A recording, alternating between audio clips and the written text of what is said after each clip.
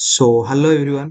ଆଜି ଆମେ ଦେଖିବା math practice set lecture number 16 ହେଲା। ଆଉ ଆଜିର ଲେକ୍ଚରରେ କେବଳ ଆମେ ଆର୍ ଆଇ ର ହିଁ କ୍ୱେଶ୍ଚିନ୍ ଦେଖିବା, ମାନେ ଏବେ ତମର ଯୋଉ ରିସେଣ୍ଟ ଏକ୍ଜାମ ହେଇଛି 2026 ର ଆର୍ ଆଇ ହେଲା, ତାର ହିଁ 20ଟା କ୍ୱେଶ୍ଚିନ୍ ଦେଖିବା ମ୍ୟାଥର ହେଲା। ତମେ ସିଫ୍ଟ ଚେକ୍ କରିବ କାହାର ସିଫ୍ଟରେ କ୍ୱେଶ୍ଚିନ୍ ଆସିଥିଲା ହେଲା। ଆଜିର 20ଟା କ୍ୱେଶ୍ଚିନ୍, ଫାର୍ଷ୍ଟ କ୍ୱେଶ୍ଚିନ୍ ଦେଖିବା।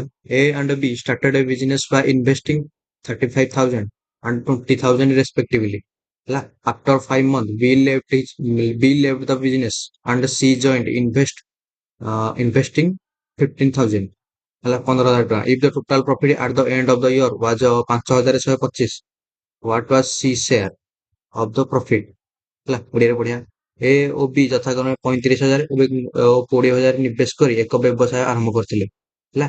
ଆଉ 5 ମାସ ପରେ କଣ ନା ବି ବ୍ୟବସାୟ ଛାଡିଦେଲା ଏବଂ 15,000 ନିବେଶ କରି ସି ବ୍ୟବସାୟରେ ଯୋଗ ଦେଲେ। ବର୍ଷ ଶେଷରେ ଅର୍ଜିତ ଲାଭ 5,125 ଟଙ୍କା ଥିଲେ। ତାହେଲେ ସି ର ଅଂଶ କେତେ? ଦେଖ କେମିତି କରିବା। ଏଇଠି ଲେଖ ଏ ହେଲା। ଏ ର କାହାଣୀ କଣ ନା ଏ କେତେ ଟଙ୍କା ଇନଭେଷ୍ଟ କରିଥିଲା? 35,000 ଟଙ୍କା। ହେଲେ 35,000। ଆଉ ବି ର କେତେ? କୋଶ୍ଚିନ୍ ଦେଇଛି କେତେ? ବି ର 20,000 ଟଙ୍କା। ଇନଭେଷ୍ଟ ଚାଲିଥିଲା ପ୍ରଥମ ମାସ ଠିକ ଅଛି, ତାହେଲେ 5 ମାସ ଯାକେ ଠିକ ଅଛି। ଆଗ 5 ମାସ ଯାକେ ଇନଭେଷ୍ଟ କରାଯାଏ। ଆର 5 ମାସ ଯାକେ ଇନଭେଷ୍ଟ କର, ଆର 5 ମାସ ଯାକେ ଇନଭେଷ୍ଟ କର। 5 ମାସ ପରେ କଣ ହେଲା ନା ବି ଟା କଣ ବି ବ୍ୟବସାୟ ଛାଡିଦେଲା। ତାହେଲେ 5 ମାସ ପରେ ବି କଣ ବ୍ୟବସାୟ ଛାଡିଦେଲା, ମାନେ ବି ର ଇନଭେଷ୍ଟ ହେଇଗଲା ଜିରୋ, ସବୁ ଯାକ ପଇସା ସେ କାଢିଦେଲା ହେଲା। 5 ମାସ ପରେ ଆଉ ଏ କଣ କଲା? ଏ ତ କିଛି କାଢିନି, ତାହେଲେ ଏ ଥାଉ। 35,000 ଟଙ୍କା 5 ମାସ କରିଥିଲା ଆଉ 7 ମାସ କଲା, ମାନେ 12 ମାସ ଯାଏ କଲା। ବୁଝାଉଛ ନା ନାଇଁ? ବି ର କିଛି ମାନେ ବି ଆଉ 7 ମାସ ପର୍ଯ୍ୟନ୍ତ ଜିରୋ କରିଦେଲା, ମାନେ ସବୁ ଯାକ ପଇସା କାଢିଦେଲା। କିନ୍ତୁ ଏ ଆଗରୁ 5 ମାସ କରିଥିଲା। ଏ ର କିଛି ମାନେ କଣ ଏ ର କିଛି କଢାକଢି ଦେଇନି, ମାନେ ଏ ର କିଛି ଆଡ କରିବାକୁ ଦେଇନି ପଇସା, କି କଢାକଢି କରିବାକୁ କିଛି ଦେଇନି। ତାମାନେ ଏ ର ଇନଭେଷ୍ଟ କେତେ?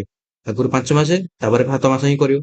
ଆଉ ସି କଣ କରୁଛି ଏଠି ଦେଖ, ବି ବଦଳରେ ସି ଆସିଲା, ମାନେ ଏଇଠୁ ହେଲା। ଏଇଠୁ ଏ ଜିରୋ ଠୁ ସି ଆରମ୍ଭ କଲା, ମାନେ ସି ର ଇନଭେଷ୍ଟ କେତେ ହେଲା? 15,000 ଟଙ୍କା। ସି ର ପଇସା ଥିଲା 15,000, ସିଏ କେତେ ମାସ ପାଇଁ? 5 ମାସ ପରେ, ମାନେ 7 ମାସ ପାଇଁ ହେଲା। 5 ମାସ କାହାଣୀ ପରେ ଏମିତି ସବୁ ହେଇଛି। 7 ମାସ ପାଇଁ ବ୍ୟବହାର କର, ଇନଭେଷ୍ଟ ରେସିଓ ବ୍ୟବହାର କର। ଇନଭେଷ୍ଟ ରେସିଓ ଯେତିକି ପ୍ରଫିଟ ରେସିଓ ସେତିକି ହବ ହେଲା। ମୁଁ ଆଗରୁ କହିଥିଲି।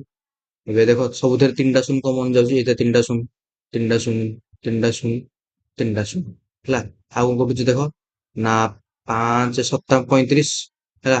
ଏଇଟା ବି 5 7 35, 5 କୁ 20, 5 3 15 ହେଲା। ଏଇଟା କେତେ ହେଇଗଲା? ଏ ର 7 5 35, 7 7 49 ହେଲା। 35 ମିଶାଣ 49 କେତେ? 9 5 14 4 3 7 1 8 84 ହେଲା। ଆର କେତେ? 5 କୁ 20 ହେଲା। ଏଇଠି ଏଇଟା ମିଶେଇବ, ଏଇଟା 7 5 35 ମିଶାଣ 7 7 49 ହେଲା। ଏଇଠି 5 କୁ 20 ମିଶାଣ 0 20, ଆର କେତେ? 7 3 21 ହେଲା। ଏବେଟା ଆଉ ସଲଭ ହବ କି? ନାଇଁ, ଥାଉ। କେତେ ବାହାରିଲା ରେସିଓ ନା 84 20 21। ଏବେ 84 20 21 କାହାର ଭାଲ୍ୟୁ ହବ? ମାନେ ଏ 5,125 କାହାର ଭାଲ୍ୟୁ ହବ? ଏ 3 ଜଣଙ୍କର ମିଶିକି ଭାଲ୍ୟୁ ହବ। ମାନେ ଏଇ 5,125 ଟା 3 ଜଣଙ୍କ ଭିତରେ ବଣ୍ଟା ହବ ନା ନାଇଁ?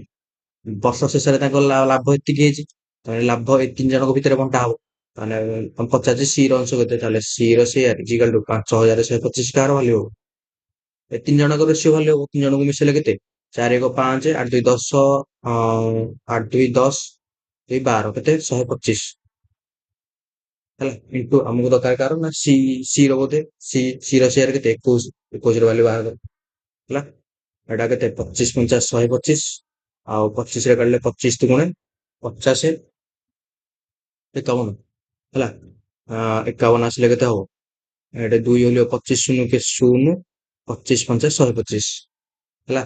ତାପରେ କେତେ ନା 5 କୁ 20, 5 କେ 5 ଗୁଣିତ 41, 21 କେ 21 ହେଲା। 41 ଇଣ୍ଟୁ 21, 41 ଇଣ୍ଟୁ 21, 21 କେ 21, 1 ରଖିଲା କେତେ? 2, 21 ଚଉକୁ 84, 2 86, 861 ଟଙ୍କା।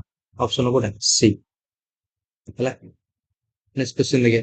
If the perimeter of a semicircle is 108 କେତେ? 108 ସେମି, then what is the radius?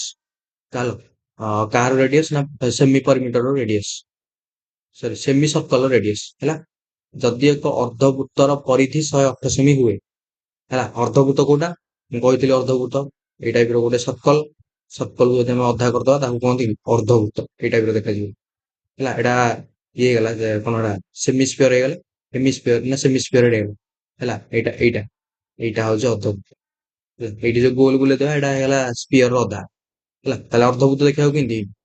ଏଇଟା ସର୍କଲ, ସର୍କଲ ଅଧା, ଅର୍ଦ୍ଧବୃତ୍ତ, ହେଲା। ଏଇଟା ତାର ରେଡିୟସ ମନେକର ଆର, ଏଇଟା ଆର। ଅର୍ଦ୍ଧବୃତ୍ତର ପରିସୀମା ସୂତ୍ର କଣ ମୁଁ କହିଥିଲି ନା, ପରିମିଟର ଅଫ ସେମି ସର୍କଲ ଫର୍ମୁଲା କଣ? ପରିମିଟର ଅଫ ସେମି ସର୍କଲ କେତେ ହବ ନା, ଟୋଟାଲ ସର୍କଲ ହଉଛି 2 ପାଇ ଆର, ତାର ଅଧା ମାନେ 2 ମିଶାଣ, ଆଉ ଏଇ ଦିଟା ଯିବ, ଆର ଆର ମାନେ କେତେ, ଆର ମିଶାଣ ଆର 2 ଆର, ହେଲା। ଇଜିକାଲ ଟୁ କେତେ ଦେଇଛି ନା 108 ସେମି।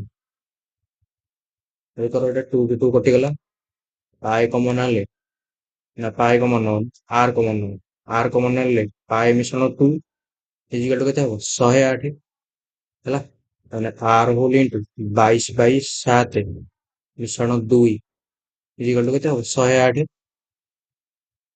ଆର ହୋଲ ଇଣ୍ଟୁ ଏଟା 22 ମିଶାଣ କେତେ ହବ 14, 22 ମାନେ ଏଲସିଏମ ଯିବ 7, 22 ମିଶାଣ 14 ଇଜିକାଲ ଟୁ କେତେ ହବ 108, ହେଲା। ତାହେଲେ ଆର ହୋଲ ଇଣ୍ଟୁ 36/7 108, 36 ତିରିକି ଦେଖ, 6 ତିରିକି 18, 3 ତିରିକି 9 1 10, ହେଲା। 36 ତିରିକି 108, ତାହେଲେ ଆର ଇଜିକାଲ ଟୁ କେତେ ନା 7 ଇଣ୍ଟୁ 3 20, ଅପସନ କୋଉଟା ଡି, ହେଲା। ନେକ୍ସଟ କ୍ୱେଶ୍ଚନ ଦେଖିବେ, if the mean proportional, ହେଲା, ମଧ୍ୟ ସମାନୁପାତି, mean proportional between 36 and p is 24, then the value of p ର value କେତେ? ଯଦି 36 ଓ p ର ମଧ୍ୟ ସମାନୁପାତି 24 ହୁଏ, ହେଲା। ମଧ୍ୟ ସମାନୁପାତି ଦେଖ କେମିତି ଲେଖିବା ଆଡୁ, ମଧ୍ୟ ସମାନୁପାତି, ହେଲା। ପ୍ରଥମେ ଆସିବ 36, ହେଲା। 36 ଓ 24 ର, 36 ଓ p ର, 36 ଏବଂ p ର ମଧ୍ୟ ସମାନୁପାତି 24, ତାହେଲେ 36 ଆଉ ପି ଟାକୁ ଲେଖ ବାହାରେ, ହେଲା। ମଧ୍ୟ ସମାନୁପାତି ଏଇଠି ରହିବ 24, ଏଇଠି ରହିବ 24, ହେଲା। ଏଇଟା ହଉଛି ମଧ୍ୟ ସମାନୁପାତି। ମଧ୍ୟ ସମାନୁପାତି 24 ହୁଏ, ଦେଖ ମଧ୍ୟ ସମାନୁପାତି ମଝିରେ ରହିଲା 24, ତାହେଲେ କଣ ଦେଇଛି ପି ର ମୂଲ୍ୟ କେତେ ବାହାର କରାହୁଏ 36/24, ହେଲା। 36/24 ଇଜିକାଲ କେତେ ହବ ନା 24/p, ହେଲା।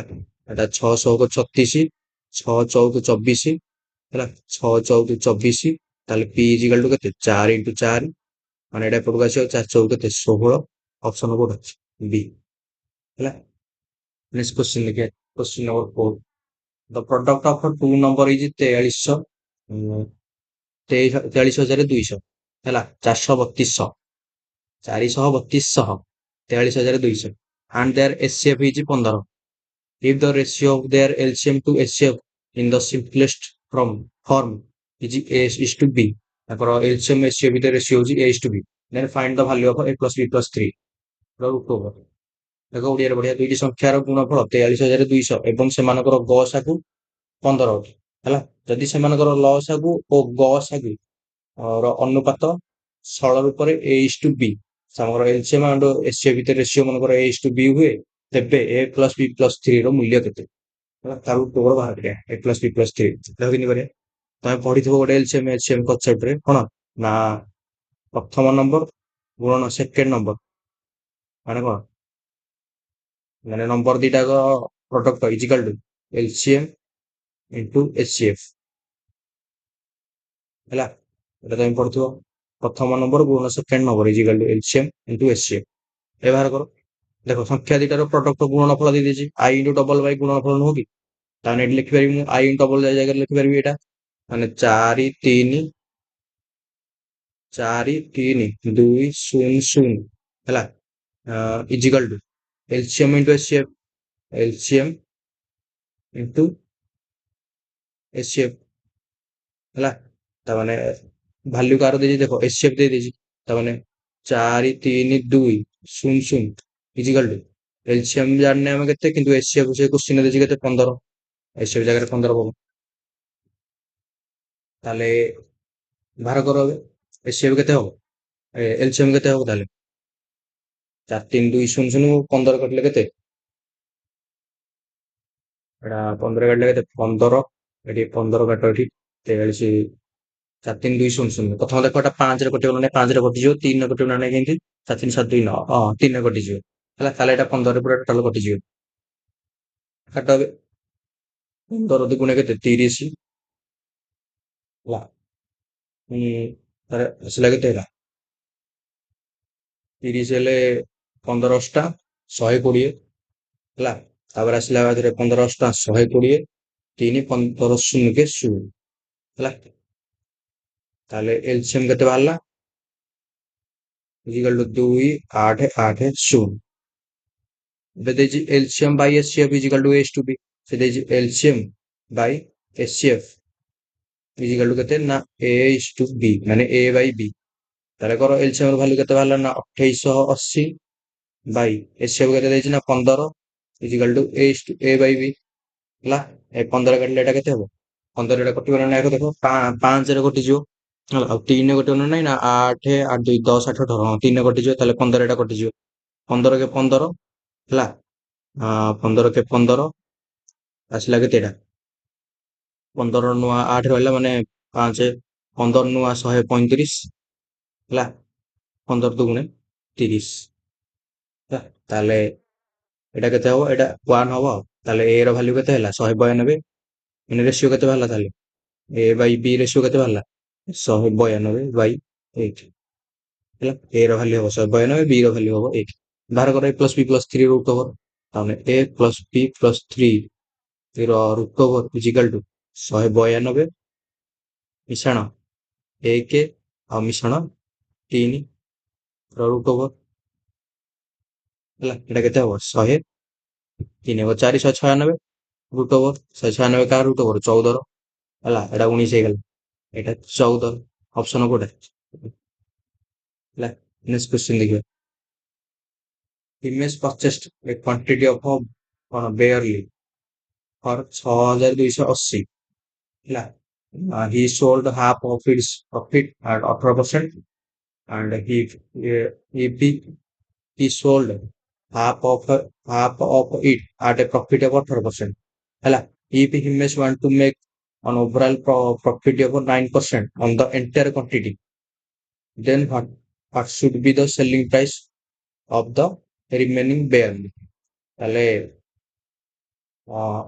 ଅଲଗାର କେତେ ଦେଇଛି କଣ ସେଲିଂ ପ୍ରାଇସ୍ କେତେ ହବ ଦେଖ ଓଡିଆରେ ବଢିଆ ଇମେଜ 6280 ଟଙ୍କାରେ କିଛି ପରିମାଣର ବାଲି ବିକ୍ରୟ କଲେ ହେଲା କିଛି ପରିମାଣ କଣ ବିକ୍ରି କଲେ ନା ବାଲି କ୍ରୟ କଲେ ମାନେ କିଣିଲେ ଆସି ଏଟା 6280 ଟା କଣ କଷ୍ଟ ପ୍ରାଇସ୍ ଟା ସେଥିରୁ ସେଥିମଧ୍ୟରୁ ଅଧା ଅଂଶକୁ 18% ଲାଭରେ ବିକ୍ରି କଲେ ହେଲା ଆର ଅଧାଂଶ ମାନେ କେତେ ହବ 31 ପାଖାପାଖି ହବ ହେଲା 31,040 3140 3140 କୁ କେତେ ନା 18% ଲାଭରେ ବିକ୍ରି କଲେ ତା ଅଧାଂଶ ମାନେ ବୁଝିଲ ନା ନାଇଁ ଆଉ କଣ ନା ଯଦି ତୁମେ ସମୁଦାୟ ପରିମାଣ ଉପରେ 9% ଲାଭ 9% ଲାଭ କରିବାକୁ ଚାହୁଁଛନ୍ତି ତେବେ ଅବଶିଷ୍ଟ ବାଲିର ବିକ୍ରୟ ମୂଲ୍ୟ କେତେ ହେବ ଅବଶିଷ୍ଟ ବାଲି କେତେ ମୂଲ୍ୟରେ ବିକ୍ରି କରିବେ ଦେଖ କେମିତି କରିବା ପ୍ରଥମେ ଦେଖ ଏଟାକୁ କରିବାକୁ କେମିତି ଏଲିଗେସନ ମେଥଡରେ କରିବା ହେଲା ଏଲିଗେସନ ମିକ୍ସଚର ଏଲିଗେସନ ତମେ ପଢିଥିବ ଏଲିଗେସନ ମେଥଡରେ କରିବା ଦେଖ ପ୍ରଥମେ କେତେ ଲାଭ ହେଇଛି ନା 18% ଏଇଠି ଲେଖ 18%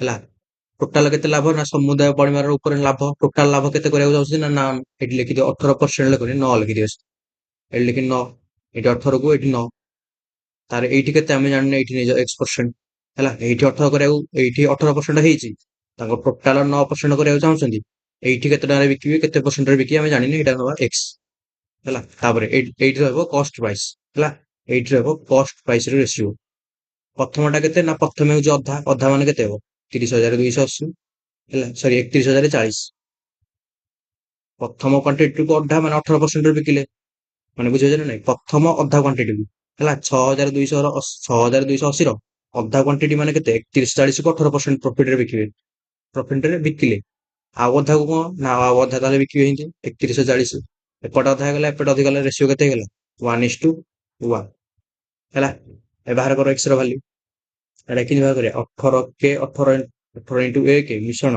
x ଇଣ୍ଟୁ 1 ବାଇ ଏକ ଏକ ଦୁଇ ଇଜିକାଲ ଟୁ କେତେ ନା 9 ହେଲା। ଏଇଟା ତମେ ବାହାର କରିଥିବ।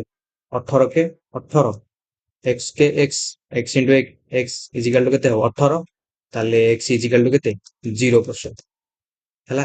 ତାହେଲେ x ଇଜିକାଲ ଟୁ କେତେ ବାହାରିଲା ଆମର ଏଇଠି କେତେ ବାହାରିଲା x ଇଜିକାଲ ଟୁ 0%। ତାହେଲେ ଏଇଠି ତାକୁ କେତେ ଟଙ୍କାରେ ବିକିବେ ନା 0% ପ୍ରଫିଟ ରେ ବିକିବେ। ହେଲା ମାନେ କିଛିରେ ବିକିବେନି, ମାନେ କିଛି ପ୍ରଫିଟ କରିବେନି, ମାନେ କିଛି ପ୍ରଫିଟ କରିବେନି ମାନେ କେତେ କୋଉ ପ୍ରାଇସ ରେ ବିକିବେ ସେଲ୍ କଷ୍ଟ ପ୍ରାଇସ ରେ ବିକିବେ, ହଁ ନା ନାଇଁ। ମାନେ ଏଇଥିରେ ଏଇ ବାକି ଅବଶିଷ୍ଟ ଅଂଶକୁ ସେ କେତେ ଟଙ୍କାରେ ତାହେଲେ ବିକିବେ 340 ଟଙ୍କାରେ ବିକିବେ। ତାହେଲେ ସେଲିଂ ପ୍ରାଇସ୍ କେତେ ହେଲା 0% ପ୍ରଫିଟ କରିବେ ବା ଏଇଟା ପ୍ରଫିଟ, ଏଇଟା 18% ହଉଛି ପ୍ରଫିଟ।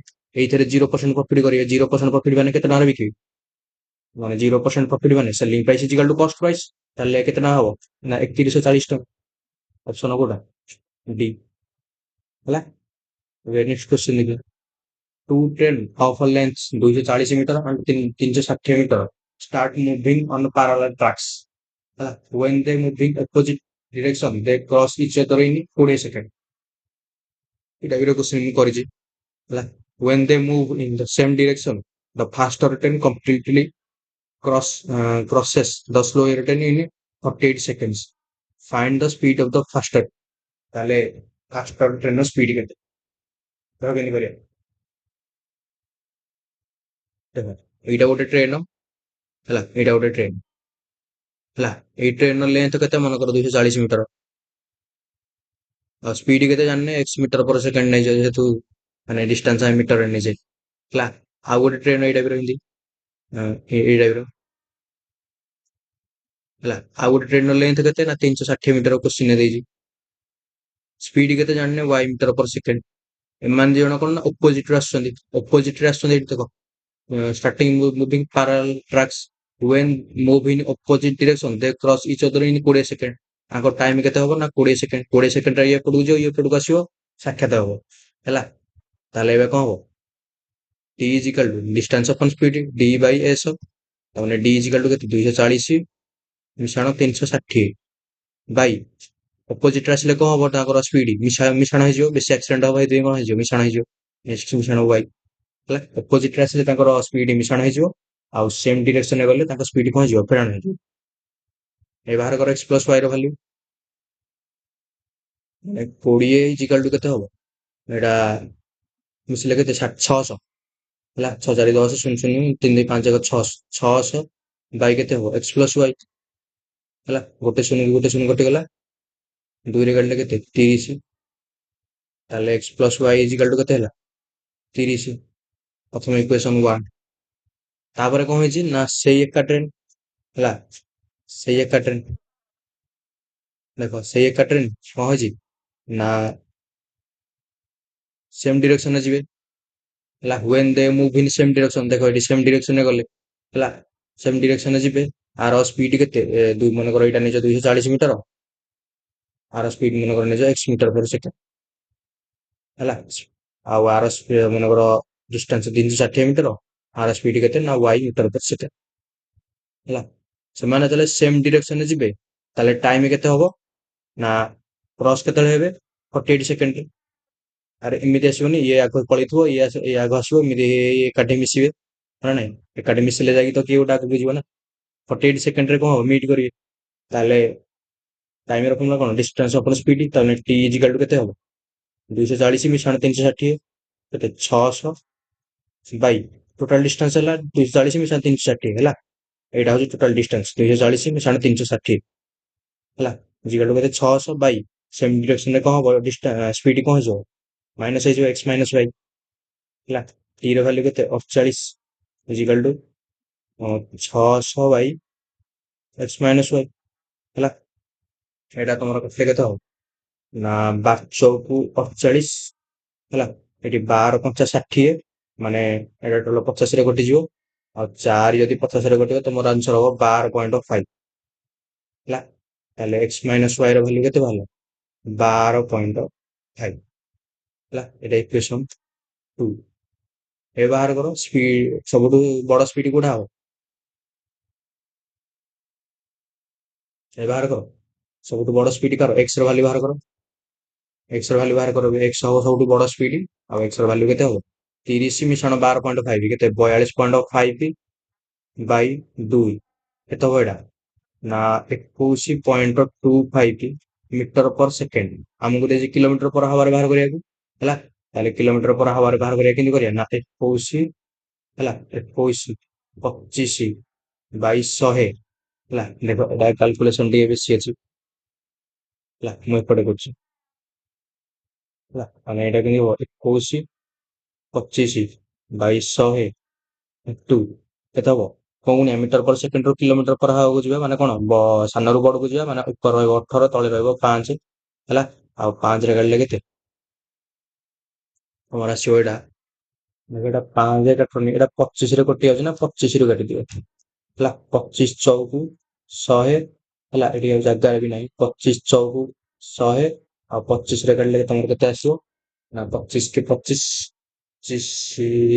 ହବନି 25 ଅଷ୍ଟା 200 ହେଲା। 25 ଅଷ୍ଟା କେତେ 200 ଆଉ 25 ପଞ୍ଚା 125 ହେଲା। ଆଉ 5ରେ କାଟିଲେ କେତେ 17 ଆଉ 2ରେ କାଟିଲେ କେତେ 2 ଆଉ 2ରେ କାଟିଲେ କେତେ 9 କେତେ ହେଲା 17 ନୂଆ 153 ବାଇ 2 ଇଜିକାଲ ଟୁ କେତେ ନା 214 ନିୟରଲି ଦେଖ 76 ଆସୁଛି 214 76.5 କିଲୋମିଟର ପର ହାୱାର। ଅପସନ କୋଉଟା ଏ ହେଲା। ନେକ୍ସଟ କ୍वेଶ୍ଚନ ଦେଖିବା the price of a product first increase by 10% and then by 20% ହେଲା। ଏଇଟା 20% ଟା କଣ ଇନକ୍ରିଜ ହେଇଛି ବୋଧେ by what percent did the price increase overall। ଦେଖ ଓଡିଆରେ ପଢିବା ଏକ ଉତ୍ପାଦର ମୂଲ୍ୟ ପ୍ରଥମେ 10% ଏବଂ ତାପରେ 20% ହଁ ଦିଟା ଆଗରେ ଇନକ୍ରିଜ ହେଇଛି ହେଲା। ପ୍ରଥମେ 10% ବୃଦ୍ଧି ପାଇଲା ତାପରେ 20% ବୃଦ୍ଧି ପାଇଲା। ତାହେଲେ ମୂଲ୍ୟରେ ମୋଟ କେତେ ପ୍ରତିଶତ ବୃଦ୍ଧି ପାଇଲା ତମେ ପଢିଥିବ ଏଟା ସକ୍ସେସିଭ ମେଥଡରେ କରିଦବା। ତମେ ପଢିଥିବ a plus b ମିଶାଣ fb Bai 100 ହେଲା। ପ୍ରଥମେ ବୃଦ୍ଧି ପାଇଲା ତାମାନେ ପ୍ଲସ 10 ତାପରେ ବୃଦ୍ଧି ପାଇଲା ତାମାନେ ପ୍ଲସ 20 ହେଲା। ମିଶାଣ 10 ଇଣ୍ଟୁ 20 ବାଇ 100 ହେଲା। 20 10 କେତେ 30 ମିଶାଣ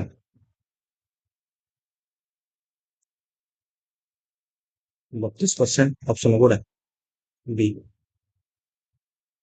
ନେକ୍ସଟ କ୍ୱେଶ୍ଚନ ଦେଖିବା ଦେଖ ଏଇ କ୍ୱେଶ୍ଚନ ଟା ଦେଖିବା ପୂର୍ବରୁ ଏଇଟା ହଉଛି ଫ୍ରଷ୍ଟମ ର କ୍ୱେଶ୍ଚନ ହେଲା। ଏଇଟା କାହାର କ୍ୱେଶ୍ଚନ ନା ଫ୍ରଷ୍ଟମ। ତମେ ପଢିଥିବ ଫ୍ରଷ୍ଟମ ପ୍ରଥମେ ଆଣିବା ଫ୍ରଷ୍ଟମ ବିଷୟରେ କଣ ଫ୍ରଷ୍ଟମ କଣ ତମେ ପଢିଥିବ ହେଲା। ଯଦି ମାନେ ନ ପଢିଛ ଯଦି ଏବେ ଜାଣ ଫ୍ରଷ୍ଟମ କଣ। ଏଇଟା ଗୋଟେ କୋନ ହେଲା।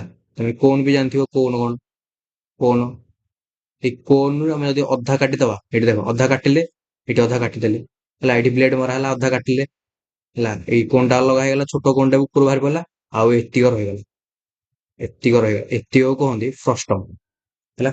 ଏଇଟାକୁ କହନ୍ତି ଫ୍ରଷ୍ଟମ ବାଲ୍ଟି। ଏକ୍ସାମ୍ପଲ ହଉଛି ବାଲ୍ଟି। ବାଲ୍ଟି ତମେ ଦେଖିନ ଏଇ ଟାଇପର ବାଲ୍ଟି ଥିବ ହେଲା। ବାଲ୍ଟି କହିପାରିବ କିମ୍ବା ଗ୍ଲାସ କି ବି କହିପାରିବ ଗ୍ଲାସ ବି ଏଇ ଟାଇପର ଦେଖିବାକୁ ହେଲା। ଏଇଟାକୁ କହନ୍ତି କଣ ଫ୍ରଷ୍ଟମ। କୋନକୁ ଅଧାରୁ କାଟିଦେଲେ ତାକୁ କହନ୍ତି କଣ ଫ୍ରଷ୍ଟମ ହେଲା। ଫ୍ରଷ୍ଟମ ର ଓଡିଆ କଣ ଏପଟେ ଦେଖିଥିବା ଓଡିଆ କଣ ବୃତ୍ତ ଭୂମିକ ଉପରୁ କେତେ ନା ଶଙ୍କୁଛେଦ ହେଲା। ଫ୍ରଷ୍ଟମ ର ଓଡିଆ FRUSTUM ଆଉ ଇଂଲିଶ ରେ ହଉଛି ଏତିକ ଆଉ ଓଡିଆରେ କଣ ଶଙ୍କୁଛେଦ ହେଲା। ଫ୍ରଷ୍ଟମ କୁ କହନ୍ତି ନା ଶଙ୍କୁଛେଦ ହେଲା। ଏଇଟା କଣ ଫ୍ରଷ୍ଟମ। ଫ୍ରଷ୍ଟମ ର ଏଇଟା ହଉଛି କଣ ଏଇଟା ହଉଛି ସ୍ମଲ ଆର୍ ହେଲା। ଆଉ ଏଇଟା ହଉଛି ଲାର୍ଜ ଆର୍। ଏଇଟା ହଉଛି ବଡ ରେଡିୟସ ଏଇଟା ହଉଛି ସ୍ମଲ ରେଡିୟସ। ଆଉ ଏଇଠୁ ଯୋଉ ଆମେ ଟାଣିବା ଏଇଟା ହଉଛି ହାଇଟ ହେଲା। ହାଇଟ h ଆଉ ଏଇଟା ଯୋଉ ନୁହଁ ଏଇଟାକୁ କହନ୍ତି ସ୍ଲାଣ୍ଟ ହାଇଟ L ହେଲା। H ଫର ହାଇଟ ଏଇଟା କହନ୍ତି ନା ସ୍ଲାଣ୍ଟ ହାଇଟ। ମୁଁ ଲେଖିଦଉଛି ଏଠି ସାଇଡରେ ସ୍ଲାଣ୍ଟ ହାଇଟ ହେଲା। L ଫର କଣ ସ୍ଲାଣ୍ଟ ହାଇଟ ଏଇଟାକୁ କୁହନ୍ତି ସ୍ଲାଣ୍ଟ ହାଇଟ ହେଲା। ଏବେ ଦେଖ ଗୋଟେ ଗୋଟେ କରିକି ବୁଝିବା। ତାକୁ ଲେଖିବା ଏଠି ଫ୍ରଷ୍ଟମ ର ଗୋଟେ ଗୋଟେ ବାହାର କରିବା FR ଫ୍ରଷ୍ଟମ ର ପ୍ରଥମେ ବାହାର କରିବା କଣ ଟୋଟାଲ ସରଫେସ ଏରିଆ ନାଇଁ ଆଗ ବାହାର କରିବା କର୍ଭଡ ସରଫେସ ଏରିଆ CSA ହେଲା।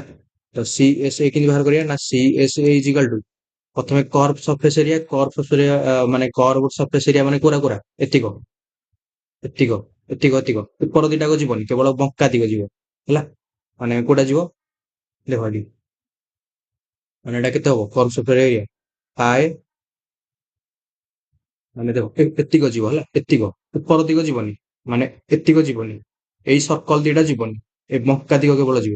ଉପର ବଙ୍କା ଟା କେତେ ହବ ପାଇ ଆର ଏଲ, ପ୍ରଥମ ବଙ୍କା ହବ ପାଇ ଆର ଏଲ, ଆଉ ମିଶ୍ରଣ କଣ ହବ ତଳ ବଙ୍କା ଟା ଯିବ ମାନେ ପାଇ ଆର ଏଲ ହେଲା। ଏଇଟା କୁହନ୍ତି କଣ curve surface area. Total surface area ହବ ଫ୍ରଷ୍ଟମ। ତା ଫର୍ମୁଲା କଣ, ଆଗ କର୍ଭ ସରଫେସ ମାନେ ଏଇଟା ଲେଖିଦିଅ ଆଗ କର୍ଭ ସରଫେସ ଏରିଆ ହେଲା। ଆଗ ଏଇଟା ଯିବ ତାହେଲେ ଟୋଟାଲ ସରଫେସ ଏରିଆ କେମିତି ବାହାର କରିବ, ଏଇଟା ମିଶାଣ ବାକି ତକ ଆଗ ଏଇଟା ଲେଖିବ, ମାନେ ପାଇ ଆର ଏଲ ମିଶାଣ ମାନେ କର୍ଭ ସରଫେସ ଏରିଆ, ଏପଟେ କଣ ପୁଣି ପାଇ ଆର ଏଲ ହେଲା, ମିଶାଣ ଦେଖ ଟୋଟାଲ ସରଫେସ ଏରିଆ ନଉଛେ ବା, ଟୋଟାଲ ନବା ସବୁ ଯାକ ଏରିଆ ନବା, ତା ମାନେ ଆର ସ୍କୋୟାର ପ୍ରଥମ ଛୋଟଟାର ସ୍କୋୟାର, ଏଇଟା ଗୋଟେ ସର୍କଲ ଟାଇପ ର ଦେଖାଯିବନି କି, ଆରେ ବାଲ୍ଟିର ପଛପଟା ଗୋଟେ ସର୍କଲ ଟାଇପ ର ଦେଖାଯିବନି, ତେଣୁ ପ୍ରଥମ ଏଇ ଛୋଟଟାର ସ୍କୋୟାର ନବା, ଛୋଟଟାର ସ୍କୋୟାର କେତେ ହବ ସର୍କଲ ସ୍କୋୟାର ପାଇ ଆର ସ୍କୋୟାର ହେଲା, ଆଉ ବଡଟାରେ କେତେ ହବ ପାଇ ଆର ସ୍କୋୟାର ହେଲା। ଏଇଟା କୁହନ୍ତି ଟୋଟାଲ ସରଫେସ ଏରିଆ। ଆଉ ଭଲ୍ୟୁମ ମନେ ରଖିଥାଅ 1/3 ହେଲା, 1/3 ପାଏ ଆର ସ୍କୋୟାର ମିଶାଣ ଆର ସ୍କୋୟାର ମିଶାଣ 2 ଆର ଆର ହେଲା, 2 ଆର ଆର ନୁହଁ ଖାଲି ଆର ଆର ହେଲା, ହୋଲ ଇଣ୍ଟୁ ଏଚ୍ ହେଲା। ଏଇଟା କହନ୍ତି ଏତିକ ହଉଛି ଫର୍ମୁଲା। ଆଉ ସ୍ଲାଣ୍ଟ ଏଇଟା କେମିତି ବାହାର କରିବା, ସ୍ଲାଣ୍ଟ ମାନେ ଏଲ, ଏଇ ଏଲ ଟା କେମିତି ବାହାର କରିବା, ଏଲ ଇଜ ଇକାଲ ଟୁ ସ୍ଲାଣ୍ଟ ହେଲା, ଏଲ ଇଜ ଇକାଲ ଟୁ କେତେ ସ୍ଲାଣ୍ଟ ତାମାନେ ଏଲ ଇଜ ଇକାଲ ଟୁ ତା ଫର୍ମୁଲା କେମିତି ବାହାର କରିବା ନା ଏଚ୍ ର ସ୍କୋୟାର ହେଲା, ମିଶ୍ରଣ ଆର ମାଇନସ ଆର ର ହୋଲ ସ୍କୋୟାର ହେଲା। ଏତିକ ହଉଛି ଫର୍ଷ୍ଟ ଆମର ଫର୍ମୁଲା ଥିବ, ଏତିକ ତମେ ମନେ ରଖିବ ହେଲା। କର୍ଭ ସରଫେସ ଏରିଆ କେମିତି କହିଲି, ଟୋଟାଲ ସରଫେସ ଏରିଆ ତାହା ବି କହିଲି କେମିତି ହେଲା। ଆଉ ଭଲ୍ୟୁମ ର ଏଇଟା ତମେ ମନେ ରଖିବ, ଆଉ ଏଲ, ଏଲ ମାନେ ସ୍ଲାଣ୍ଟ ତମେ ମନେ ରଖିବ। ଏବେ ଦେଖିବା କ୍ୱେଶ୍ଚିନ୍ ଟା କଣ ଦେଇଛି, ଏ ରାଇଟ୍ ସର୍କୁଲାର କୋନ୍ ଆଜ ହାଇଟ୍ କେତେ 24 ସେଣ୍ଟିମିଟର ହେଲା। ଏଇଟା ଗୋଟେ କୋନ୍, ଏଇଟା ଯଦି ମିଶେଇ ଦବା ଗୋଟେ କୋନ୍ ଟାଇପ ର ଦେଖାଯିବ, ଭାବିଦିଅ ଏଇଟା ଗୋଟେ କୋନ୍ ହେଲା। ଏଇଟା ମୁଁ ବ୍ଲାକ୍ ନେଇଯାଉଛି, ଏଇଟା ଗୋଟେ ମିଶେଇ ଦବା, ଏଇଟା କୋନ୍ ଟାଇପ ର ଦେଖାଯିବ ହଁ ନା ନାଇଁ, ତାହେଲେ ଏଇଟା ଗୋଟେ cone. A right circular cone has height କେତେ 24 ସେଣ୍ଟିମିଟର, ମାନେ ଏଇଠୁ ଏତିକ ହେଲା, ଏଇଠୁ ଏତିକ ହାଇଟ୍ କେତେ ନା 24 ସେଣ୍ଟିମିଟର, ଏଇଟା କେତେ ନା 24 ସେଣ୍ଟିମିଟର ହେଲା।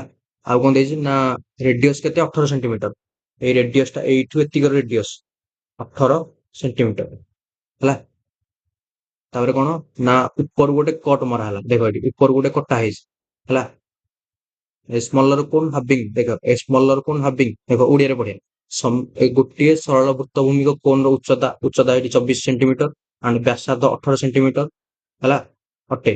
ସମାନ ଶୀର୍ଷ କୋଣ ବିଶିଷ୍ଟ ଏକ କ୍ଷୁଦ୍ର କୋଣ ହେଲା, ଏକ କ୍ଷୁଦ୍ର କୋଣ ଏପରି ଏହାର କ୍ଷୁଦ୍ର କୋଣ ଦେଖ ଏଠି ସମାନ ଶୀର୍ଷ କୋଣ ବିଶିଷ୍ଟ ଏକ କ୍ଷୁଦ୍ର କୋଣ ଏକ ଛୋଟ କୋଣ ଏହାର ଉପରି ଭାଗରୁ ଏପରି ଭାବେ କାଟି ବାହାର କରାଗଲା ଯେପରି ଏହାର ଉଚ୍ଚତା 10 ସେମି ଅଟେ, ମାନେ ଏଇଠୁ ଏତିକିର ଉଚ୍ଚତା, ଏଇଟା ଗୋଟେ ବି ରେଡିୟସ ହବ ସ୍ମଲ ରେଡିୟସ, ଉଚ୍ଚତା କେତେ ନା 10 ସେମି ଅଟେ ହେଲା।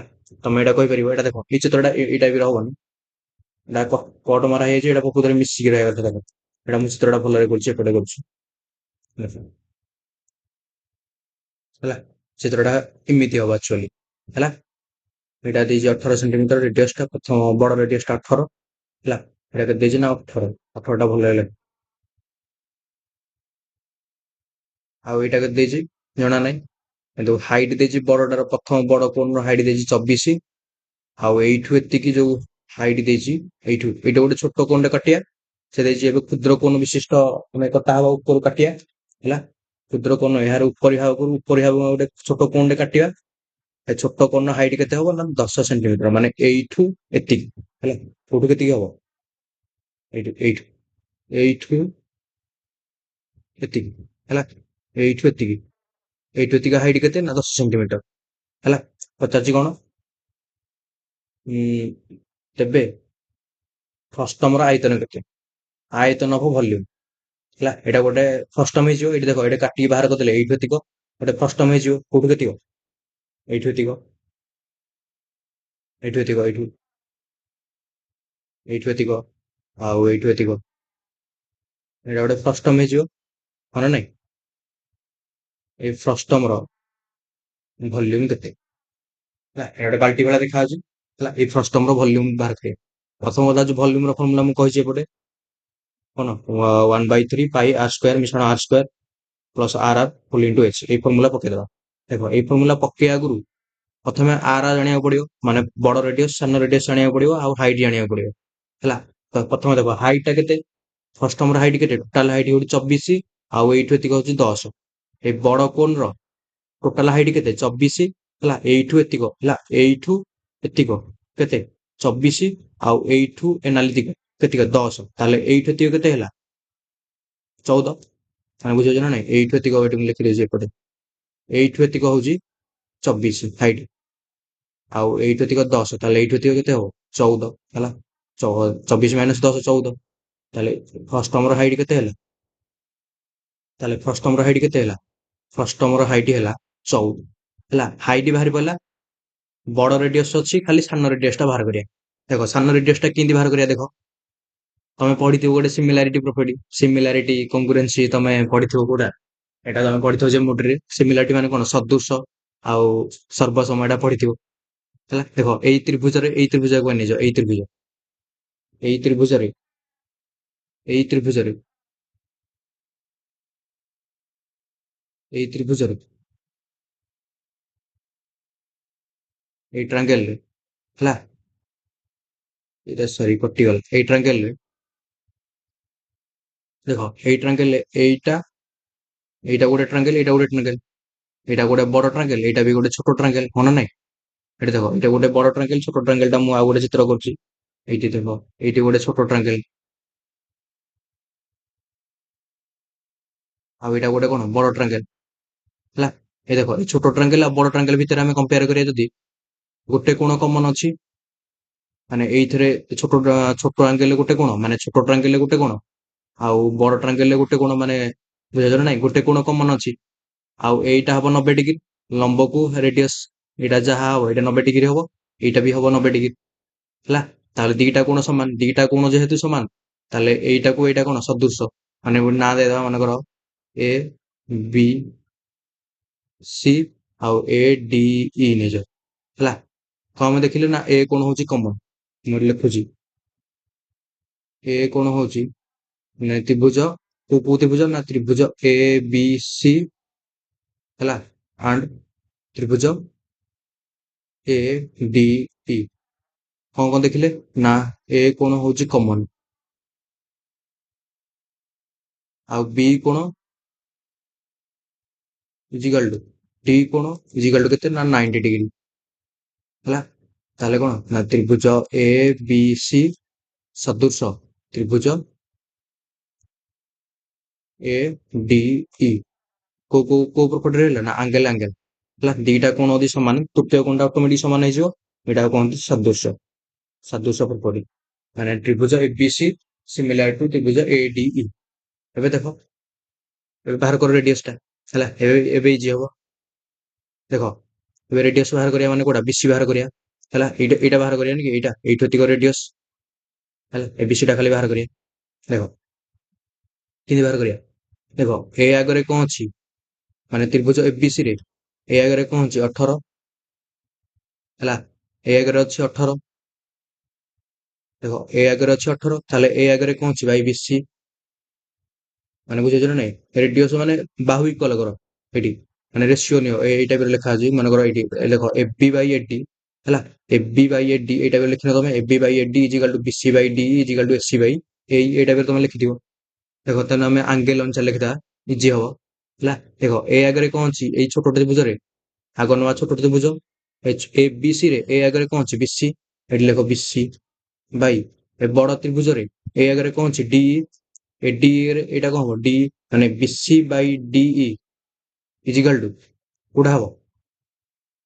ଦେଖ, ଏଠି ଏଇଟା ଇ କୋଣକୁ ସି କୋଣ ଦେଖ ଏବେ ହେଲା ସି କୋଣ ଆଗରେ କଣ ଅଛି এবি এবି ବାଇ ତ୍ରିଭୁଜ ଏବିସି ରେ ହେଲା ସି କୋଣ ଆଗରେ এবି ବାଇ ଇ କୋଣ ଆଗରେ ଏଡି ହେଲା ଏ ବିସି ର ଭାଲ୍ୟୁ ପକାଅ ବିସି କେତେ ହବ ବିସି ଆମେ ଜାଣିନେ ବିସି କୁ ନେଇଯାଅ x ଡି କେତେ ନା 18 ହେଲା ଆଉ এবି କେତେ এবି ଏ ଆଉ ବି এবି କେତେ 10 ବାଇ ଏଡି ଟା କେତେ ଏଡି ଟା ହଉଛି 24 ତାହେଲେ x ଭାଲ୍ୟୁ ବାହାର କର 18 into 10 ବାଇ 24 ହେଲା 6 ତିରିକି 18 6 ଚଉକୁ 24 ହେଲା ଦୁଇ ଦୁଗୁଣେ 4 ଦୁଇ ତିରିକି କେତେ ସରି ଦୁଇ ଦୁଗୁଣେ 4 ଦୁଇ ପଞ୍ଚା 10 5 ତିରିକି 15 କେତେ ବାହାରିଲା ରେଡିୟସ୍ 7.5 ସେଣ୍ଟିମିଟର ହେଲା ତାହେଲେ ଛୋଟ ରେଡିୟସ୍ ଟା କେତେ ବାହାରିଲା 7.5 ସେଣ୍ଟିମିଟର ହେଲା ଏ ଭଲ୍ୟୁମ ବାହାର କର ଭଲ୍ୟୁମ ଇଜ ଇକାଲ ଟୁ ଫର୍ମୁଲା କଣ ଏଇଟା x ର ଭାଲ୍ୟୁ ବାହାରି ପଡିଲା x ର ଭାଲ୍ୟୁ କେତେ 7.5 ବାହାରି ପଡିଲା ମାନେ ଛୋଟ ରେଡିୟସ୍ ଟା ବାହାରି ପଡିଲା ହେଲା ବେଶୀ ଟା ହଉଛି ଛୋଟ ରେଡିୟସ୍ ଆଉ d ଟା ହଉଛି କଣ ବଡ ରେଡିୟସ୍ ଭଲ୍ୟୁମ ର ଫର୍ମୁଲା ବାହାର କରାବେ ଭଲ୍ୟୁମ ର ଫର୍ମୁଲା କଣ ନା ଏପଟେ ମୁଁ କରୁଛି ହେଲା ଏପଟେ ବି ଜାଗା ନାହିଁ ଏପଟେ ବି ଜାଗା ହବନି ହେଲା ମୁଁ ଆଉ ଗୋଟେ ସ୍ଲାଇଡ୍ ଆଣୁଛି ହେଲା ଏବେ ଦେଖ ବାହାରି ପଡିଲା ଏଇଟା 7.5 କଣ ବାହାରିଲା ଛୋଟ ରେଡିୟସ୍ ଟା ବାହାରି ପଡିଲା 7.5 ଏ ଭଲ୍ୟୁମ ବାହାର କରିବା ଏପଟେ ହେଲା ଏପଟେ ବାହାର କରିବା ଭଲ୍ୟୁମ ଭଲ୍ୟୁମ ଏପଟେ କଟୁନି ତାହେଲେ ଭଲ୍ୟୁମ ଇଜ ଇକାଲ ଟୁ କେତେ ହବ ସୂତ୍ର ପକାଅ ଭଲ୍ୟୁମ ର ଫର୍ମୁଲା କଣ 1/3 ପାଇ r ସ୍କୋୟାର ହେଲା 1/3 ପାଇ r ସ୍କୋୟାର ବଡ ରେଡିୟସ୍ ର ସ୍କୋୟାର ସାନ ରେଡିୟସ୍ ର ସ୍କୋୟାର ମିଶ୍ରଣ r r ହେଲା ଛୋଟ r ହୋଲ୍ ଇଣ୍ଟୁ h ହେଲା ଇଜିକାଲ ଟୁ 1/3 ଇଣ୍ଟୁ ପାଇ ର ଭାଲ୍ୟୁ 22/7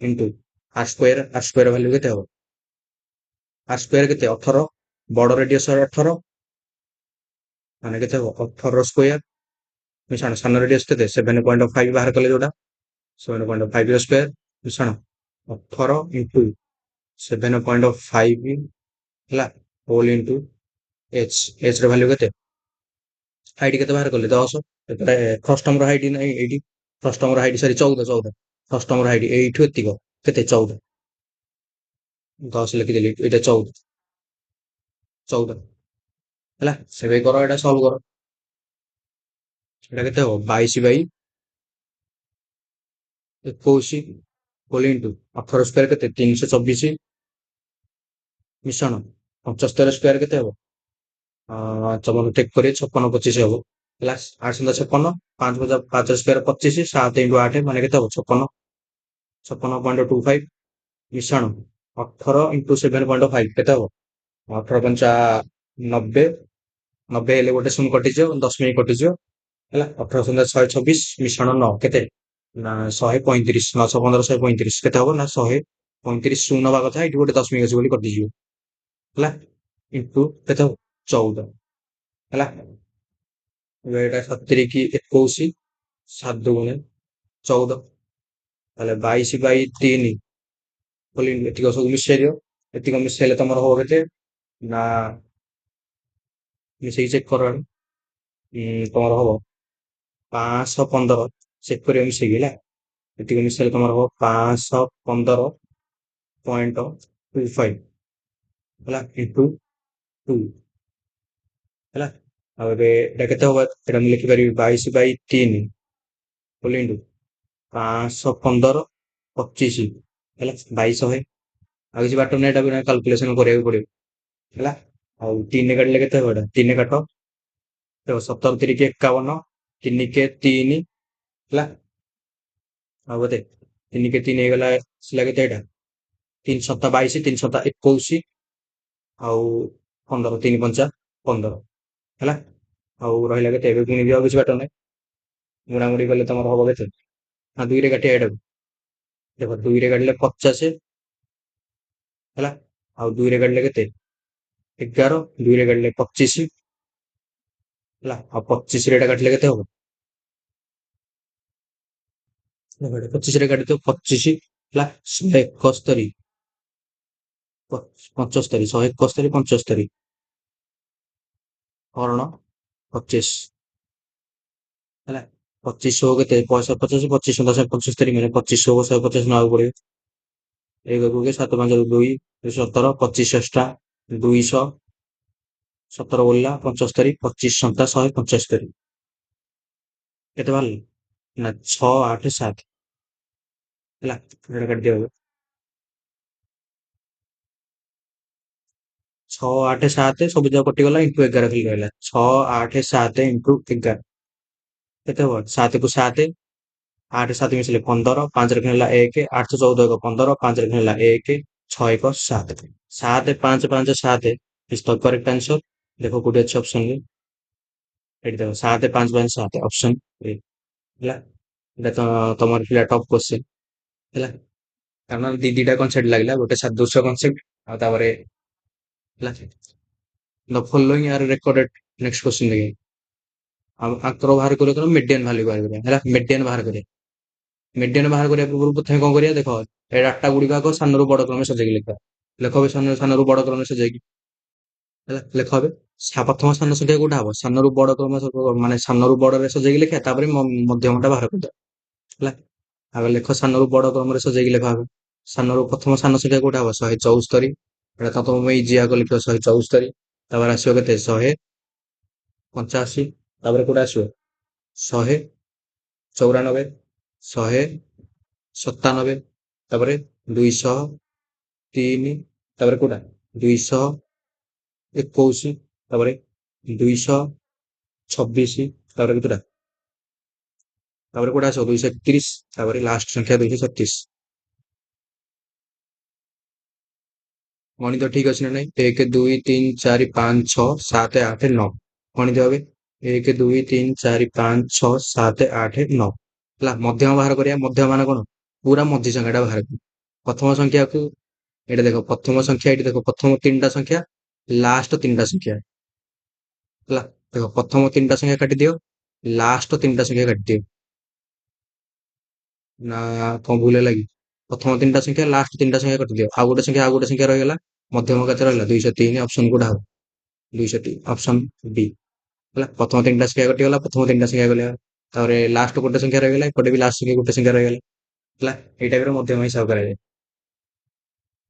ନେକ୍ସଟ କ୍ୱେଶ୍ଚନ ଦେଖେ question number 10 11,478 is divided among XYZ in such a way that if 89,358 are subtracted from their respective shares, the remaining amount are in the ratio 9:2:17 ହେଲା ତାହେଲେ କଣ find x share 11,478 କୁ x y z ଭିତରେ ଏପରି ଭାବରେ ବିଭକ୍ତ କରାଯାଇଛି ଯେ ସେମାନଙ୍କର ଅଂଶରୁ ହେଲା ସେମାନଙ୍କର ଅଂଶରୁ 89,358 ବିୟୋଗ କରାଯାଏ ହେଲା ତେବେ ଅବଶିଷ୍ଟ ରାଶି କେତେ ହବ ନା 9:2:17 ଅନୁପାତରେ ରହିବ ତାହେଲେ ବିୟୋଗ କରାଯିବା ପରେ x ର ଅଂଶ ନିର୍ଣ୍ଣୟ କର x ର ଅଂଶ ବାହାର କରିବା ଦେଖ କେମିତି କରିବା 11,478 କୁ କଣ ନା x y z ଭିତରେ ବଣ୍ଟା ଯାଇଛି ମାନେ x ମିଶାଣ y ମିଶାଣ z ର ଭାଲ୍ୟୁ 1178 ମାନେ ତିନିଟାକୁ ମିଶେଇଲେ 11,478 ହବ ହଁ ନା ନାଇଁ ତାହେଲେ x ମିଶାଣ y ମିଶାଣ z ଇଜିକାଲ ଟୁ କେତେ ହବ ନା 11,478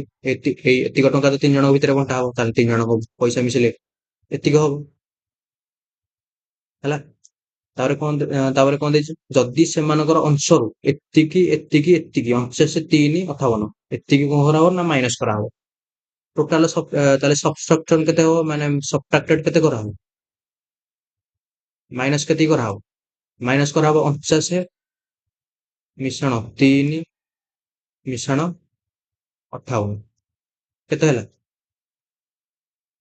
9 3 କେତେ ହବ ଏଟା 8 3 11 61 61 9 ମିଶେଇଲେ 61 ମିଶାଣ 50 କେତେ ମାନେ 50 6 ବୁଝିଲ ନା 50 କୁ 60 କେତେ 110 ହେଲା ମାନେ ଏଇଟା ଟ୍ରିକ୍ କଣ 61 କୁ 50 ରହିଗଲା ନା ତମ ଏଇଟା ବାକୁ ଦେଇଦବ କାହାକୁ 49 କୁ 50 ହେଇଗଲା କି 60 ହେଇଗଲା 6 5 11 110 ହେଲା ଏଇ ଟାଇପର ହିସାବ କରାଯାଏ କେତେ ହେଲା 110 ତାର ବିୟୋଗ କରିବା ପରେ ଅବଶିଷ୍ଟ ରାଶି କେତେ ରହିବ ଅବଶିଷ୍ଟ ରାଶିକୁ 9:2:17 ଅନୁପାତରେ ଭାଗ କରାହବ ତାପରେ ଏବେ ଅବଶିଷ୍ଟ ରାଶି କେତେ ହବ ଏଇଟା ବିୟୋଗ କର ବିୟୋଗ କଲେ ବାହାରି ପଡିବ ଅବଶିଷ୍ଟ ରାଶି ଏବେ ଲେଖୁଛ ଅବଶିଷ୍ଟ ରାଶିକୁ କଣ ଲେଖିବା ରିମେନିଂ ଆମାଉଣ୍ଟ ହେଲା ତାହେଲେ ରିମେନିଂ ଆମାଉଣ୍ଟ କେତେ ହବ ରିମେନିଂ amount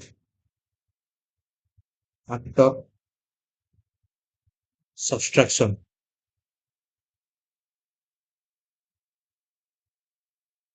କେତେ ହବ ନା 11,478 ରୁ କେତେ ଟୋଟାଲ ସବୁ କେତେ କରାହବ ନା 49 - 3 - 58 ଏତିକ ମାଇନସ କରାହବ ମାନେ 110 ମାଇନସ କରିବ କେତେ ଟୋଟାଲ ନା 8 କୁ 8 ରହିଲା 7 ରେ ଗଲେ 8 ସରି 7 ରେ ଗଲେ 6 ହେଲା 4 ରେ ଗଲେ କେତେ 3 ଆଉ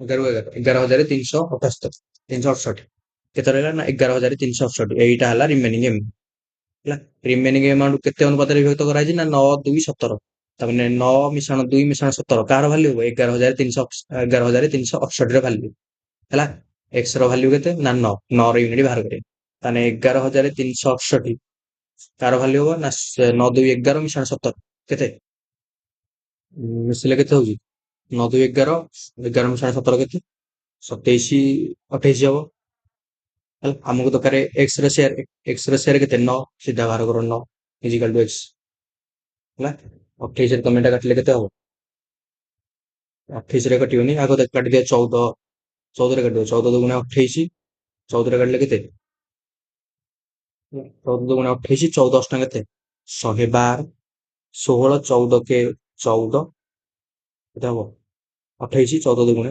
28 ହେଲା 2 ରେ 28 12 କାଟିଲେ କେତେ 2 ଚଉକୁ 8 ଏକ ଗଲା 2 ଶୂନ କେ 0 2 ଷୋହକ 12 ଏ ଗୁଣ 9 ଷୋହକ 54 କେତେ ବାହାରିଲା ଆନ୍ସର ନା 406 ଇଣ୍ଟୁ 9 ହେଲା 9 ଷୋହକ 54 4 9 36 36 54 ଅପସନ ଗୁଡା ଡି नेक्स्ट क्वेश्चन देखिए question number 11 the ratio of three numbers ହେଲା 5:3:2 and their LCM is 3 8 7 0 find their HCF ଏଇଟା ବି କ୍वेଶ୍ଚन ମୁଁ କରିଛି ହେଲା ତିନୋଟି ସଂଖ୍ୟାର ଅନୁପାତ ଏତିକି ଦେଇଛି ତାମାନେ ପ୍ରଥମ ସଂଖ୍ୟା ମାନଙ୍କର 5x ତାପରେ 3x ତାପରେ କେତେ ହବ 2x ତାଙ୍କର LCM କେତେ 3 8 7 0 ହଁ ନା LCM କେତେ 3 8 7 0 ତାମାନେ 3 8 7 0 କାହାର ଭାଲ୍ୟୁ ହବ 5 3 15 ଦୁଗୁଣେ 30 30 x ର ଭାଲ୍ୟୁ ହବ ଆମକୁ ଦରକାର ଖାଲି x ର ଭାଲ୍ୟୁ ବାହାର କର x to x ମାନେ କେତେ ହବ x ୟୁନିଟ ମାନେ ଗୋଟେ ୟୁନିଟ ଭାଲ୍ୟୁ ବାହାର କର x ୟୁନିଟ ମାନେ ଗୋଟେ ୟୁନିଟ x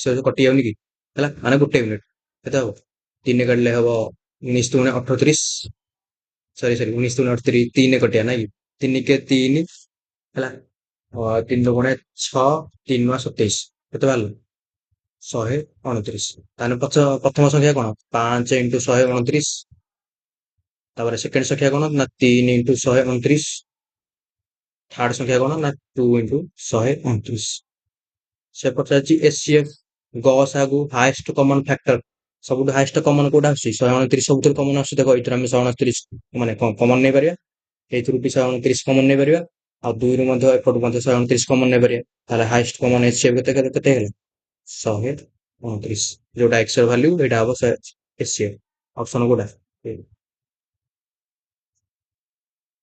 नेक्स्ट क्वेश्चन देखिए a tank has one inlet pipe that can fill it in 10 hours and one outlet pipe that can empty in 15 hours. If both pipes are open together, how long will it take to fill the tank? ଏଇଟା ବି କ୍ୱେଶ୍ଚନିଂ କରିଛି ତମର ହେଲା ଗୋଟେ ଟାଙ୍କିରେ ଗୋଟେ ଇନଲେଟ pipe ଅଛି ଯାହା ଏହାକୁ 10 ଘଣ୍ଟାରେ ପୂର୍ଣ୍ଣ କରିପାରିବ ଏବଂ ଗୋଟେ ଆଉଟଲେଟ ପାଇପ୍ ଅଛି ଯାହା ଏହାକୁ 15 ଘଣ୍ଟାରେ ଖାଲି କରିପାରିବ ଯଦି ଉଭୟ ପାଇପ୍ ଏକାଠି ଖୋଲାଯାଏ ତେବେ ଟାଙ୍କିକୁ ପୂର୍ଣ୍ଣ ହେବା ପାଇଁ କେତେ ସମୟ ଲାଗିବ ଦେଖ କେମିତି କରିବା ମନେକର ପାଇପ୍ ଗୋଟେ ଏ ଅଛି ଯୋଉଟା କଣ ଟାଙ୍କି ଫୁଲ କରୁଛି 10 ଘଣ୍ଟାରେ ଆଉ ଗୋଟେ ପାଇପ୍ ବି ଅଛି ଟାଙ୍କି ଖାଲି କରୁଛି ମାନେ କଣ ନେଗେଟିଭ କାମ କରୁଛି ନେଗେଟିଭ କାମ କରୁଛି ନେଗେଟିଭ ନବ ହେଲା ଏଲସିଏମ କେତେ 30 10 ତିରିକି 30 15 ଦୁଗୁଣେ 30 -2 ହେଲା ତାହେଲେ ଟୋଟାଲ ଟାଇମ ହବ a plus b is equal to 30 by work upon efficiency total work ହଉଛି 30 ତାଙ୍କ ଏଫିସିଏନ୍ସି କେତେ 3 - 2 ଇଜିକାଲ ଟୁ 30 ବାଇ 1 ଅପସନ କୋଉଟା 30 ଘଣ୍ଟା ऑप्शन सी नेक्स्ट क्वेश्चन देखिए a cyclist travel from a point to B at a speed of 25 kilometre per hour and return point B to A at a speed of 35 kilometre per our find the average speed of the entire journey ହେଲା average speed ବାହାର କରିବା ତାକୁ କେମିତି ବାହାର କରିବା ଏଇଟା ଗୋଟେ A point B point ଏଇଟା ମୁଁ ଏଇଟା ବି କ୍ୱେଶ୍ଚନ ବି କରିଛି ଦେଖ A ଠୁ B କନଷ୍ଟାଣ୍ଟ ନା ନାଇଁ A ଠୁ B डिस्टेंस कन्स्टांट गला बेले 25 किलोमीटर पर हावर ହେଲା ଆସିଲା ବେଳେ କେତେ ନା 35 କିଲୋମିଟର पर ହାवर।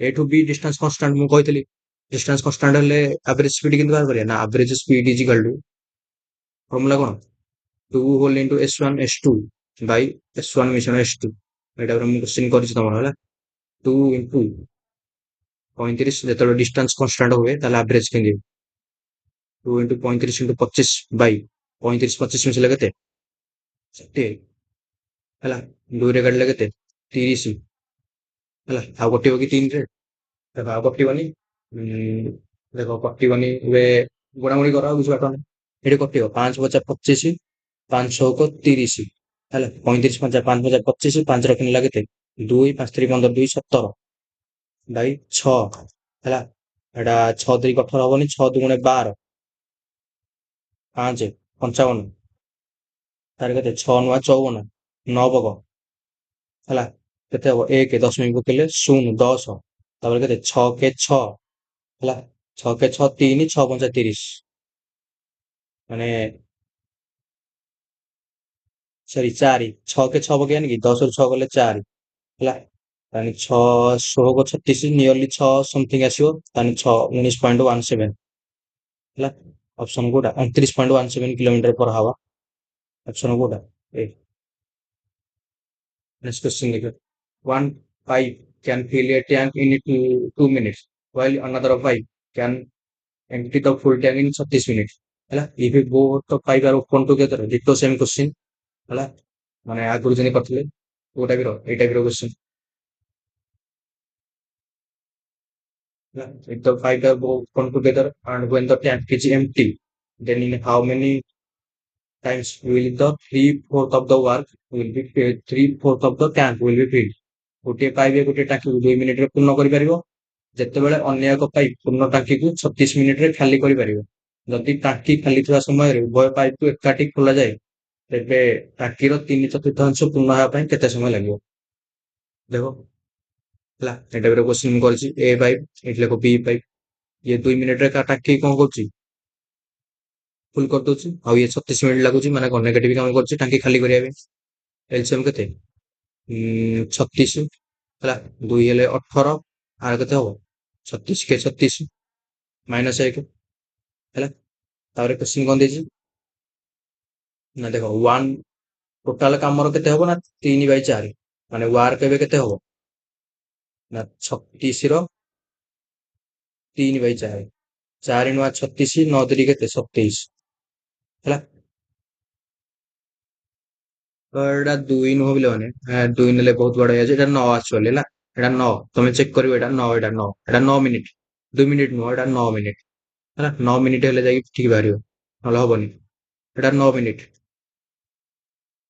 ହେଲା ଏଲସିଏମ ତାହେଲେ କେତେ ହବ ଏଇଟା ଏଇଟା ଆର ଏଫିସିଏନ୍ସି ହେଇଯିବ 4 9 ଚକୁ 36 36 କେ 36 ହେଲା ଏବେ ୱାର କେତେ ହବ ନା 36 ର କେତେ ନା କେତେ 3/4 ମାନେ 3/4 4 ନୂଆ 36 9 3 କେତେ 27 ହେଲା ତାହେଲେ ଟାଇମ ଇଜ ଇକାଲ ଟୁ କେତେ 27/4 ହେଇଗଲେ କେତେ 3 9 ଅପସନ କୋଉଟା ଡି ହେଲା ନେକ୍ସଟ क्वेश्चन ଦେଖିବେ in an isosceles triangle ABC in an isosceles triangle isosceles ମାନେ କଣ ସମଦ୍ୱିବାହୁ ତ୍ରିଭୁଜ ABC ରେ AB 65 ସେମି BC 112 ସେମି ଏବଂ CA 65 ସେମି ହେଲା ତାହେଲେ AB is equal to CA ଯଦି AD ଲମ୍ବ BC ହୁଏ ତେବେ ABD ର କ୍ଷେତ୍ରଫଳ କେତେ ହବ ଦେଖ ଏଇଟା ଗୋଟେ କଣ ମନେକର ସମଦ୍ୱିବାହୁ ତ୍ରିଭୁଜ ନା ଦେଇଦିଅ A B C ହେଲା AB କେତେ 65 ସେମି AB ଟା ନେଇଯାଅ 65 ସେମି AC ଟା କେତେ ପୁଣି ଏଇ 65 ସେମି ତାହେଲେ ଏଇଟା ଇଜ ଇକାଲ ଟୁ ଏଇଟା AC ଇଜ ଇକାଲ ଟୁ କେତେ 65 ସେମି ଆଉ BC କେତେ 112 ହେଲା ଆମକୁ କଣ ଦେଇଛି ନା ABD ମାନେ କୋଉଟା AD ଲମ୍ବ BC ଗୋଟେ ବି ଅଛି ହେଲା AD ଲମ୍ବ BC ହେଲା AD ଏଠି ନେବ D AD BC ଲମ୍ବ ହେଲା AD ଲମ୍ବ BC ହେଲା ଏଠି ମୁଁ ଲେଖିଦଉଛି ଭଲରେ ଏଟା D ଆଉ BC ଟା ହଉଛି 100 AD ଟା ଲମ୍ବ BC ତାହେଲେ ପଚାରିଛି କଣ ନା ABD ର କ୍ଷେତ୍ରଫଳ ଦେଖ ଏଇଟିର ABD ର କ୍ଷେତ୍ରଫଳ ଏବିଟିର କ୍ଷେତ୍ରଫଳ ବାହାର କରିବା କେମିତି? ଟୋଟାଲର କ୍ଷେତ୍ରଫଳ ବାହାର କରିଦବା, ବାଇ ଅଧା କରିଦବା, ହଁ ନା ନାଇଁ? ଟୋଟାଲର କ୍ଷେତ୍ରଫଳ ବାହାର କରିଦବା, ବାଇ ଅଧା କରିଦବା, ମାନେ ଏଇଠୁ ମାନେ ଟୋଟାଲ କ୍ଷେତ୍ରଫଳ ବାହାର କରିଦେଇକି ଅଧା କରିଦେଲେ ଏବିଟିର କ୍ଷେତ୍ରଫଳ ବାହାର କରିବେ, ମାନେ ଏଇଟା ଇଜିକାଲ ଟୁ ଏଇଟା ହେଲା। ଟୋଟାଲ କ୍ଷେତ୍ରଫଳ ବାହାର କର। ସୂତ୍ର କଣ? ଏରିଆ ଅଫ,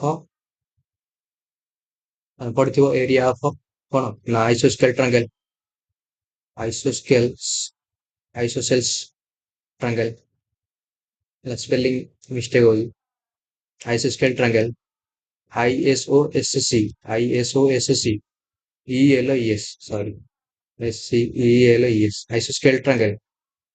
ସୂତ୍ର କଣ ନା B ବାଇ 4 ହେଲା, B by 4 recover whole into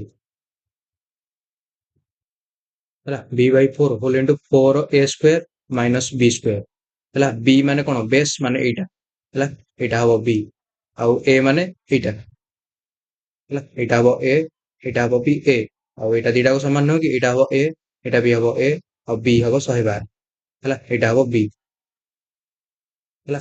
ତାହେଲେ B ଇଜିକାଲ ଟୁ କେତେ ହବ ନା 112 Bai 4 whole into 4 into A ର ସ୍କୋୟାର, 4 ଇଣ୍ଟୁ 65 ର ସ୍କୋୟାର କେତେ ହବ? ଦେଖି ଦୁଇ ଯାକ 65 ସ୍କୋୟାର ପଛେ ସଲ୍ଭ କରିବା, 65 ସ୍କୋୟାର ମାଇନସ କେତେ ନା B ର ସ୍କୋୟାର, B ର ସ୍କୋୟାର କେତେ? 112 ର ସ୍କୋୟାର ର ରୁଟ, ଏଇଟା ହଉଛି କଣ ଫର୍ମୁଲା ସମଦ୍ୱିବାହୁ ତ୍ରିଭୁଜର ହେଲା। ତୋର ଏଇଟା 112 ବାଇ 4 ହୋଲ ଇଣ୍ଟୁ 4 ଇଣ୍ଟୁ କେତେ ହବ?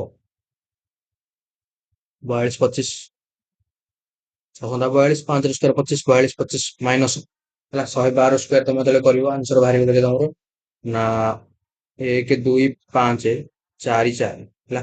ଆଗକୁ ତମେ ପୁଣି ଚେକ୍ କରିବ ହୋଲ ରୁଟ ଓଭର ହେଲା, ମାନେ 112 ବାଇ 4 ରୁଟ ଓଭର ହୋଲ ଇଣ୍ଟୁ ଦେଖ 25 ଚଉକୁ 100 ଆଉ 0 0 1 42 ଜଣ 4 2 8 4 16 8 1 କେତେ ହବ 9 ମାନେ 169 0 0 ହେଲା, ମାଇନସ 125 44 ହେଲା, ଏତିକି ରୁଟ ଏବେ ବାହାର କର ହେଲା। ଏବେ ଏଟା ବାହାର କର, ସଲ୍ଭ କର ନା 112 ବାଇ 4 ଇଣ୍ଟୁ ଏଟା ଫିଲ୍ଡ କେତେ ହବ? 10 4 ଗଲେ 6, ଏଟା କେତେ 9 4 ଗଲେ 3 ହେଲା, 10 4 ଗଲେ 6, 9 4 ଗଲେ 3 ଆଉ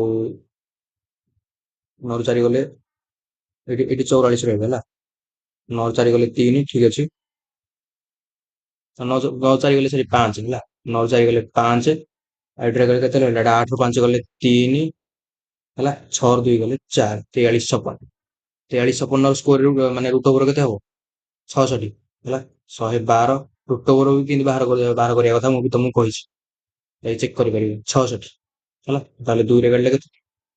2 2 ରେ କାଟିଲେ କେତେ? 33, 2 ରେ କାଟିଲେ କେତେ ନା 2 5 10, 2 5 10 କେତେ ହବ? ଏଟା 200 ହବ 12 ହେଲା। କେତେ ବାହାରିଲା? 56 ଇଣ୍ଟୁ 33, 56 ଇଣ୍ଟୁ 33 କାହାର value? Total triangle area, total triangle area ହଉଛି 56 ଇଣ୍ଟୁ 33, ଆଉ ବାଇ 2 କରିଦେଲେ ଏଇଟା ବାହାରି ପଡିବ, ଆଉ କଣ ଏଇଟା ଇଜିକାଲ ଟୁ ଏଇଟା ବାହାରି ପଡିବ, ମାନେ ଏଇଟା ଇଜିକାଲ ଟୁ 28 ଇଣ୍ଟୁ 33 ଗୁଣି ଦେଲେ କେତେ? 8 3 24 ଦେଖ ହେଲା, 8 3 24 4 9 24 ଏଇଟା ତ୍ରିଭୁଜରେ ପିଟିର ଏରିଆ କେତେ ବାହାରିଲା? ଏ ପିଟି ଏରିଆ ଇଜିକାଲ ଟୁ 924 ହେଲା, ଅପସନ। Next question देखिए. A shopkeeper offers a scheme buy 4 notebooks and get one notebook free. If the price of each notebook is 240, then what is the effective discount percentage under the scheme? ଜଣେ ଦୋକାନୀ 4ଟି notebook କିଣନ୍ତୁ, ଗୋଟିଏ notebook ମାଗଣାରେ କଣ ପାଆନ୍ତୁ ହେଲା, ଭଳି ଏକ ଯୋଜନା କଣ ପ୍ରସ୍ତୁତ କରନ୍ତୁ। ଯଦି ପ୍ରତ୍ୟେକ ନୋଟବୁକ୍ ର ମୂଲ୍ୟ 240 ହୁଏ, ତେବେ ଯୋଜନା ଅଧୀନରେ ପ୍ରଭାବୀ ରିହାତି ପ୍ରତିଶତ କେତେ? ଦେଖ ଏଇଟା ଦେଖ 240 ର ଭାଲ୍ୟୁ କିଛି ଦରକାର ନାହିଁ, ଏଇଠି ତମେ ଯାହା ଦେଲେ ବି ଚଳିବ। ମନେକର ଏଇଟା ବଡ ପ୍ରାଇସ୍ ଦେଇଥାନ୍ତା ତାହେଲେ ବି ଏଇଟା ଚଳିଥାନ୍ତା, କିଛି ଦରକାର ନାହିଁ ହେଲା। ଏ 240 କିଛି ଭାଲ୍ୟୁ ଦରକାର ନାହିଁ, 240 ର ଭାଲ୍ୟୁ ହିଁ କିଛି ଦରକାର ନାହିଁ, ଦବାର ନଥିଲା ତାକୁ। ଦେଖ କେମିତି କରିବା, ଜଣେ ଦୋକାନୀ 4ଟି ନୋଟବୁକ୍ କିଣନ୍ତୁ ଏବଂ ଗୋଟିଏ ନୋଟବୁକ୍ ମାଗଣା କଣ କରୁ ମାଗଣାରେ ପାଆନ୍ତୁ। ହେଲା, ସେ ଦେଖ 4ଟି ନୋଟବୁକ୍ କିଣନ୍ତି, ଗୋଟିଏ ନୋଟବୁକ୍ ମାଗଣା ମାନେ କଣ ପାଆନ୍ତୁ। ତାହେଲେ ସେ କେତେଟା ଟୋଟାଲ ବିକୁଛି? 5ଟି ବିକୁଛି, ହଁ ନା ନାଇଁ? ସେ ବିକୁଛି 5ଟା, ତମେ ନବ କେତେଟା? 4ଟା ନବ। 4ଟା ନେଲେ ଗୋଟେ ମାଗଣା ପାଇବ, ତମେ 5ଟା ନବ କିନ୍ତୁ ଗୋଟେ ମାଗଣା ପାଇବ। ଏ ଗୋଟେ କେତେ ଡିସକାଉଣ୍ଟ ଦେଲା, ବୁଝିଲ ନା ନାଇଁ? 5ଟା ସେ ନୋଟ ବିକୁଛି କିନ୍ତୁ କହୁଛି କଣ 4ଟା ନିଅନ୍ତୁ ଗୋଟିଏ ଫ୍ରି ପାଆନ୍ତୁ, ମାନେ ଗୋଟିଏ ଡିସକାଉଣ୍ଟ ହିଁ ଦେଲା। ତାହେଲେ ଗୋଟିଏ ଏକ ଡିସକାଉଣ୍ଟ କାହା ଉପରେ? 5 ଉପରେ ଇଣ୍ଟୁ 100। ଏଇଟା ତ ସିମ୍ପଲ କ୍ୱେଶ୍ଚନଟା, ଇଜିକାଲ ଟୁ କେତେ? 20%। ଅପସନ କୋଉଟା? ଡି। ନେକ୍ସଟ କ୍ୱେଶ୍ଚନ ଦେଖେ, ଦ ସକ୍ସେସିভ discount over 10%, 12% and 15% are equivalent to single discount। ତାକୁ ଆମେ ସିଙ୍ଗଲ ଡିସକାଉଣ୍ଟରେ ପରିଣତ କରିବା। ହେଲା, ତମେ ପଢିଥିବ ଏଇଟା କଣ? ତମେ ଏଇଟା ପଢିଥିବ ସକ୍ସେସିଭ ଡିସକାଉଣ୍ଟ, ସକ୍ସେସିଭ ମେଥଡ ତମେ ପଢିଥିବ। ତା ଫର୍ମୁଲା କେମିତିଆ? ନା ଏକ୍ସ ମିଶାଣ ୱାଇ ମିଶାଣ ଜେଡ, ହେଲା। ତାପରେ କଣ ମିଶାଣ, ତାପରେ କଣ କରିବା ନା ଏକ୍ସ ୱାଇ, ହେଲା, ମିଶାଣ ୱାଇ ଜେଡ ମିଶାଣ କେତେ ହବ ନା ଜେଡ ଏକ୍ସ ବାଇ କେତେ ହବ 100 ତାପରେ ଆସିବ 10,000 minus X Y Z Bai 10,000, ହେଲା 10,000। ଏତେ ସୁନ୍ଦର, ଏଇଟା ତମେ ପଢିଥିବ। 3ଟା ଡିସକାଉଣ୍ଟ ଥିଲେ ସକ୍ସେସିଭ କେମିତି ପଡୁଛି, ହେଲା। ତମେ ଚାହିଁଲେ ଏଇଟା ପକେଇକି ୟୁଜ କରିପାରିବ, କିମ୍ବା ମୁଁ ଏଇଟା ତମକୁ ଏଇଟା ପକେଇବିନି, ମୁଁ କରିବି ରେସିଓ ମେଥଡରେ। ହେଲା, ଦେଖ ରେସିଓରେ କେମିତି କରିବା, ଏ ସୂତ୍ର ମନେକର ମନେ ନ ପାଇଲା, ରେସିଓରେ ହିଁ ତ କରିବାକୁ ପଡିବ। ଦେଖ ରେସିଓରେ କେମିତି କରିବା, ପ୍ରଥମ ଡିସକାଉଣ୍ଟ କେତେ? 10%, ମାନେ 100ର ଆଇଟମକୁ କେତେ ପରସେଣ୍ଟ ଡିସକାଉଣ୍ଟ ଦେଲା? 10%, ମାନେ ବିକିଲା କେତେ? 90 ଟଙ୍କାରେ। ହେଲା, ରେସିଓ ନେଲେ କେତେ? 10:9, ହେଲା ସିଧା। ତାର 12% ଏମିତି ଲେଖ, 12% 100ର ଆଇଟମକୁ 12% ଡିସକାଉଣ୍ଟ ମାନେ ବିକିଲା, ତାହେଲେ ବିକିଲା କେତେ ଟଙ୍କାରେ? 88 ଟଙ୍କାରେ, ହେଲା। ତାହେଲେ କେତେ? ଏଟା କଟିଲେ କେତେ? 4 କାଟିଲେ 25, 4 କାଟିଲେ 22, ହେଲା ସିଧା ମୁଁ କାଟୁଛି। ତାପରେ 15% ଡିସକାଉଣ୍ଟ ଦେଲା, ମାନେ କେତେ? 100ର ଆଇଟମକୁ ବିକିଲା କେତେ? 15% ମାନେ 85, ଏଟା କେତେ ହବ? ଏଟା 185, 100ରେ କାଟିଲେ କେତେ? ମାନେ 5ରେ କାଟିଲେ 25, 5ରେ କାଟିଲେ କେତେ? 17, ହେଲା ସିଧା କାଟିଦେଉଛି। ଏବେ ଦେଖ କୋଉଠି କଟୁଛି କି ରେସିଓ? 2 5 10, 2ରେ କାଟିଲେ 11 କଟି ଯାଉଛି, ହେଲା। 25ର ସ୍କୋୟାର କେତେ? 25 ଇଣ୍ଟୁ 25 625, 625 ଇଣ୍ଟୁ 5 କେତେ? ସରି, ଏଇଟା ଏଇଟା କେତେ ଥିଲା? 100 ଡିସକାଉଣ୍ଟ ଦେଲେ କେତେ ହବ ନା 85। ସରି, ମୁଁ ଭୁଲ ଭାଲ କାଟିଦେଲି, 85, ହେଲା। 5ରେ କାଟିଲେ କେତେ? 17, ଆଉ 5ରେ କାଟିଲେ ଏଟା 20 ହବ, ସରି 20, ହେଲା ଏଟା 17 ହବ, ହେଲା। ଏଟା କେତେ? 20 ଇଣ୍ଟୁ 5, 20 5 100, 100 ଇଣ୍ଟୁ 25 କେତେ ହବ? 2500। ଏଟା କେତେ ହବ? ନା ଏଟା ତମେ ଚେକ୍ କରିବ, 1683 ହବ। ଏଇଟା କେତେ ଡିସକାଉଣ୍ଟ କେତେ ଦେଲା? 17 ଟଙ୍କା ଡିସକାଉଣ୍ଟ ଦେଲା, ହଁ ନା? ଏଟା ଫେରିଲେ 8 17 ହବ, ଦେଖେ 10 3 ଗଲେ 7, ହେଲା 10 3 ଗଲେ କେତେ? 10 3 ଗଲେ 7, ଏଠି ଦେଖ ଏଠି 1683 କହିଦେବେନି। 10 3 ଗଲେ 7, ଏଠି 9 ରୁ 8 ଗଲେ 1, ହେଲା। ଆଉ 24 ରୁ 100 ଗଲେ 8, କେତେ ଡିସକାଉଣ୍ଟ ଦେଲା? 8 17 ଡିସକାଉଣ୍ଟ ଦେଲା, ତାହେଲେ ବାହାର କର, ମାନେ 817 ବାଇ କାପରେ ନା 2500 ଉପରେ, ସରି 17 ବାଇ 25 ଇଣ୍ଟୁ କେତେ ହବ? ଏଟା ରେଡ୍ ହେଇଗଲା,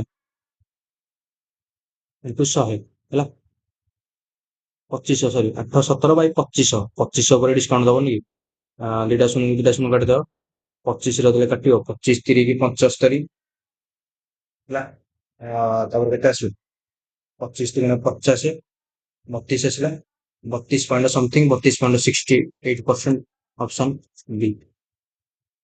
ନେକ୍ସଟ କ୍ୱେଶ୍ଚନ ଦେଖିବା, find the value of X ଦାଟ satisfy the equation, ହେଲା। ଏକ୍ସ ର ଭାଲ୍ୟୁ ବାହାର କରିବା, ଏଟା ପୁରା ସିମ୍ପଲ, ତମେ କରିପାରିବ। ଏକ୍ସ ର ଭାଲ୍ୟୁ ବାହାର କରିବ, 2 3 6 x ସ୍କୋୟାର, ମାନେ କେଟା 2 ଇଣ୍ଟୁ 3 ଗୁଣିବ କେତେ? 2 ଇଣ୍ଟୁ 3x ସ୍କୋୟାର କେତେ ହବ? 2 3 6, 6x ସ୍କୋୟାର ପ୍ରଥମ ସଂଖ୍ୟା, 6x ସ୍କୋୟାର, ତାପରେ 7 ଗୁଣେ 14 ମାଇନସ 14, ହେଲା। ତାପରେ କେତେ? -3 × 2x² -6x² ତାପରେ କେତେ ହବ -18x ମିଶାଣ କେତେ ହବ 27 ଇଜିକାଲ ଟୁ କେତେ 19 ହେଲା। ତାପରେ ଏଟା କଟିଯିବ ହେଲା। ଏବେ ରହିଲା କେତେ ଏଇଟା ଦେଖ ଏଠି କେତେ ହବ 14 ରୁ 17 ଗଲେ କେତେ 27 ଗଲେ କେତେ 7 14 ନାଇଁ କି ସରି 7 ରୁ 4 ଗଲେ 3 ହେଲା ମାନେ -18x ମିଶାଣ 27 -14 ଇଜିକାଲ ଟୁ କେତେ ହବ 19 ହେଲା। ସ୍ପିଡ କରିବା -18x ହେଲା କେତେ ହବ ଏଟା 7 ରୁ 4 ଗଲେ 3 2 ରେ ଗଲେ 1 7 ରୁ 4 ଗଲେ 3 2 ରେ ଗଲେ 1 ଇଜିକାଲ ଟୁ କେତେ ହବ 19 ହେଲା। ଏଟା ମାନେ -18x ଇଜିକାଲ ଟୁ କେତେ ହବ ଏଟା 6 ହେଲା 9 ରୁ 6 9 ରୁ 3 ଗଲେ 6 ଏଟା 18x ତାହେଲେ x ଇଜିକାଲ ଟୁ କେତେ ନା 6/-18 -1/3 ହେଲା ଏଟା ମାଇନସ ଅପସନ କୋଉଟା ସି ସରି ଅପସନ କୋଉଟା ସି ସରି ଏଇଠି କାଇଁ ହଉନି ଏଟା ସି ହେଲା ଠିକ ସି ରେ ଠିକ ମାରିବ। ନେକ୍ସଟ କ୍वेଶ୍ଚନ ଦେଖିବା if 9600 is invested 1 year ତାହେଲେ ଅପସନ କୋଉଟା ହେଲା ସି ହେଲା। ନେକ୍ସଟ କ୍वेଶ୍ଚନ ଦେଖିବା if 9600 is invested for 1 year at annual compound interest rate of 20% and the interest is compounded half yearly ହେଲା ଏଇ ଟାଇପର ମୁଁ କ୍ୱେଶ୍ଚିନ୍ କରୁଛି 9600 କୁ କେତେ ବାର୍ଷିକ 20% ଚକ୍ର ବୃଦ୍ଧି ସୁଧ ହାରରେ 1 ବର୍ଷ ପାଇଁ ବିନିଯୋଗ କରାଯାଏ ଏବଂ ସୁଧ ଅର୍ଦ୍ଧବାର୍ଷିକ ଭାବେ ଚକ୍ର ବୃଦ୍ଧି ହୁଏ ହେଲା। ତାହେଲେ କଣ ସମୂଳ ସୁଧ କେତେ ଏମାଉଣ୍ଟ ତାହେଲେ କେତେ ଦେଖ ବର୍ଷକୁ 20% ତାହେଲେ ଅର୍ଦ୍ଧ ବର୍ଷକୁ କେତେ ପରସେଣ୍ଟ 10% ମାନେ ରେଟ୍ ଇଜିକାଲ ଟୁ କେତେ 20% ପର ଆନୁଅ ଏଟା ରିଅଲ ରେଟ୍ ନୁହଁ ହେଲା ଏଟା ଫେକ୍ ରେଟ୍ ଟା ଆମକୁ ରିଅଲ ରେଟ୍ ତାହେଲେ କେତେ ରିଅଲ ରେଟ୍ ଇଜିକାଲ ଟୁ କେତେ ରିଅଲ ରେଟ୍ ଇଜିକାଲ ଟୁ କେତେ ହବ ଅଧା ମାନେ କେତେ 10% ଏଟା ବର୍ଷକୁ 20% ତାହେଲେ ଅଧା କେତେ ହବ ମାନେ 6 ମାସକୁ କେତେ ପରସେଣ୍ଟ 10%। ଏବେ କଣ ନା ଏଠି ଲେଖ ପ୍ରିନ୍ସିପାଲ ଏଠି ଲେଖ ଏମାଉଣ୍ଟ ହେଲା।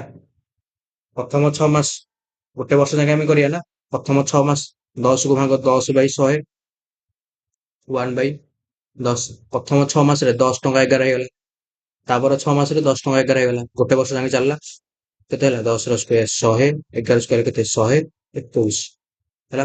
ଏଟା ପ୍ରିନ୍ସିପାଲ ଏଟା ଏମାଉଣ୍ଟ ଆମକୁ ପଚାରିଛି ଏମାଉଣ୍ଟ ତାହେଲେ 96 କାହାର ଭାଲ୍ୟୁ ହବ କାହାର 100 ର ଭାଲ୍ୟୁ ହବ ଆମକୁ ଦରକାର 121 ର ଭାଲ୍ୟୁ ହେଲା। ଦୁଇଟା ଶୂନ କାଟିଦିଅ ଦେଖ 6K6 ହେଲା ତମେ ୟୁନିଟ୍ ଯେଠି ମ୍ୟାଚ୍ କର 6K6 11,616 ଅପସନ କୋଉଟା ସି ହେଲା।